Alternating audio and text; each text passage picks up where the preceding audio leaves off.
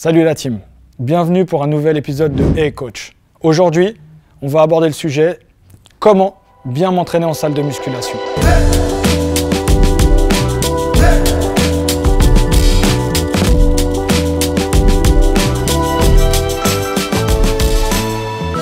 On va cibler deux points principaux, les machines et les charges libres, et dans un second temps, le travail en série et le travail en circuit. Dans un premier temps, on va voir ce qui se passe au niveau des mouvements avec les charges libres. Haltères courts, haltères longs souvent. Ces outils seront souvent utilisés sur des mouvements qu'on va appeler des mouvements synthétiques ou globaux, qui vont engager plusieurs articulations avec un grand nombre de muscles. Ces mouvements cibleront des zones principales, mais demanderont également un travail de gainage, d'équilibre, de coordination important.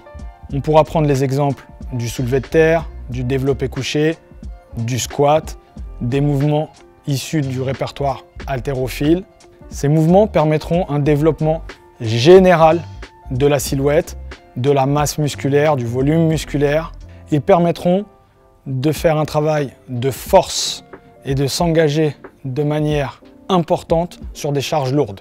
Ils sont souvent les mouvements de base qui permettent d'obtenir un physique harmonieux et massif.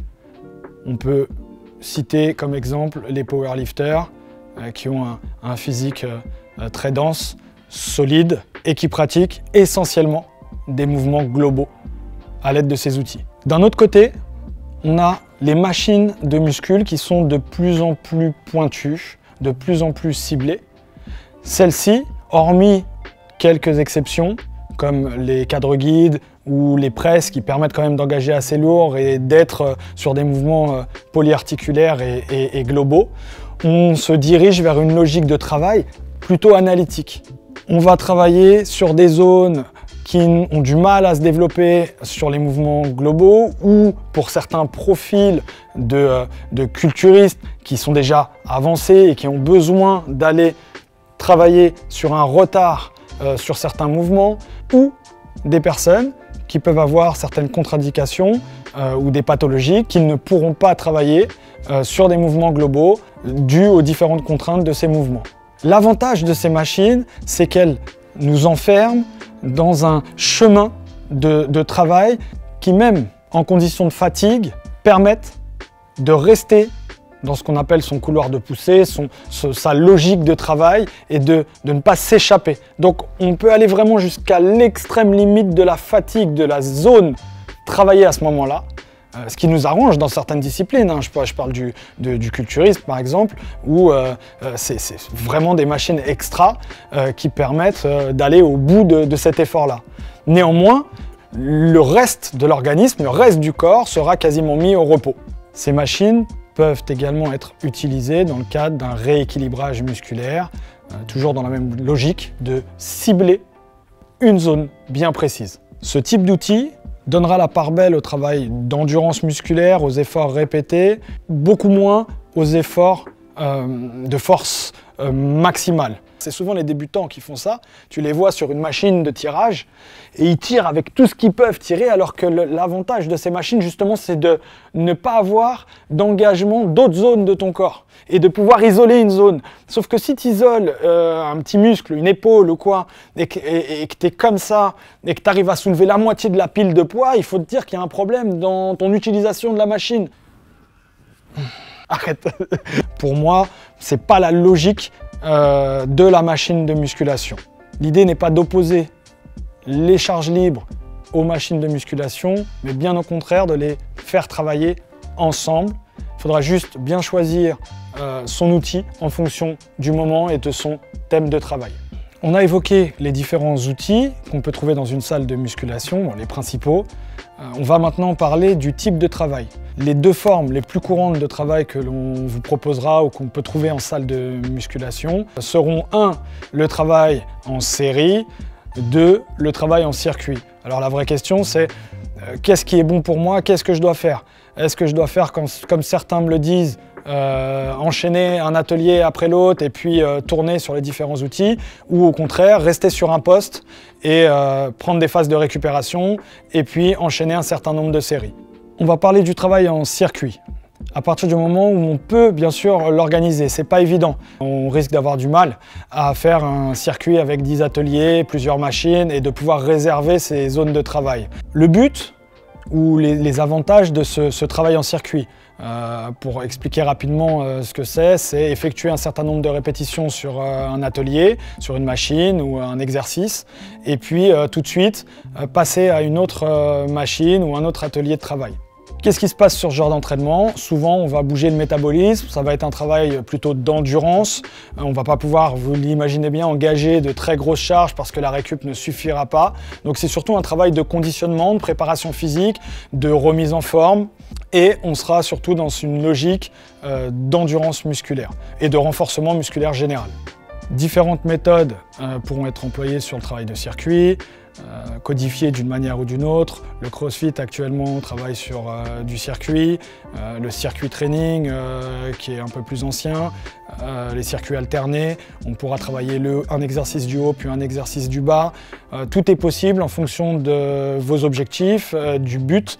Le temps d'effort, c'est pareil, il peut être aménagé. Un circuit de 10 minutes, un circuit de 6 minutes, un circuit un peu plus long, à des intensités plus basses. Tout est possible.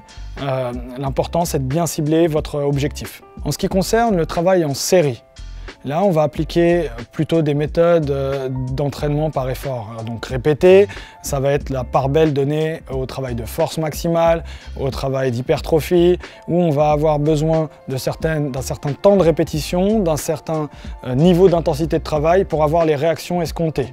Il est bien entendu plus facile à mettre en place parce qu'on travaille sur un poste, on fait un certain nombre de séries, un certain nombre de répétitions, puis on enchaîne sur un autre poste de travail.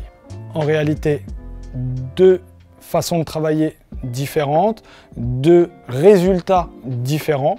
Il n'y a pas de meilleur, de bon, de mauvais. Ce sera à vous d'adapter en fonction de vos objectifs le type de travail qui correspondra. Le travail en série permettra une intensité plus importante et un travail beaucoup plus qualitatif du fait du temps de récupération entre les différents mouvements.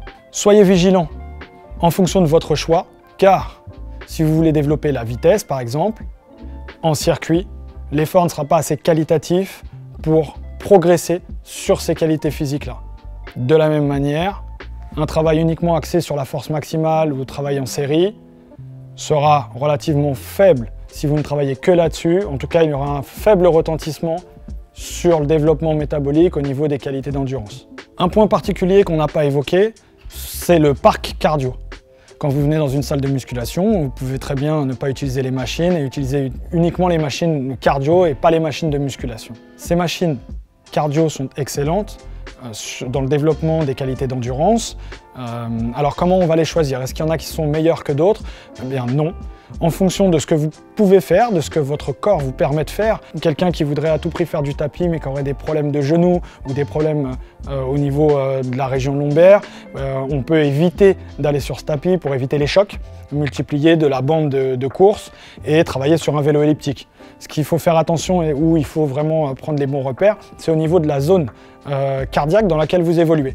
Donc chaque zone cardiaque aura un effet sur votre manière de vous entraîner.